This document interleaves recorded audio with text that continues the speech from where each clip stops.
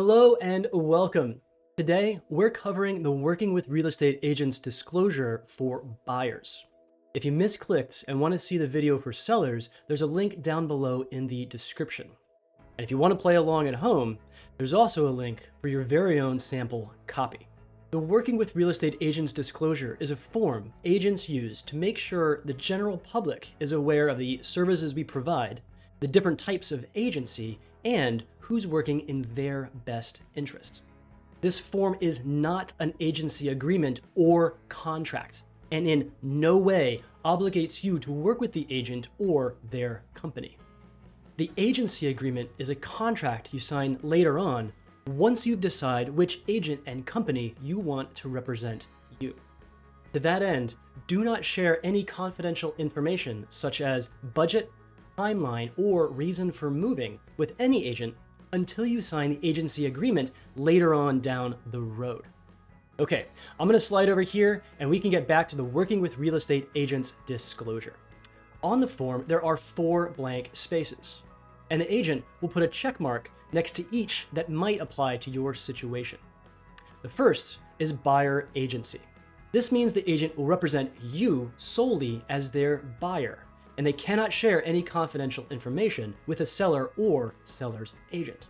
Next up is dual agency. Dual agency occurs when the company is representing both you and the seller at the same time. With dual agency, the company and its agents must still treat both you and the seller fairly and equally. The most likely case of dual agency is when the company you choose to work with has listed a property you are interested in buying. An extension of this is called designated dual agency, and that's the third blank on our form. The firm will still represent both you and the seller, but will assign an individual agent to represent each party more fully. That agent must not have any confidential information about the other party prior to their assignment. This allows the agency and those 2 designated agents to more fully represent you and your interests. And finally, we have unrepresented buyer. This means you don't want to enter into an agreement with the agent, and that agent will not have any loyalty to you. You should not share any confidential information with this agent. This is only useful if you want the agent to help you with things like showings and filling out forms, but not with negotiations, inspections, or anything that requires confidential information.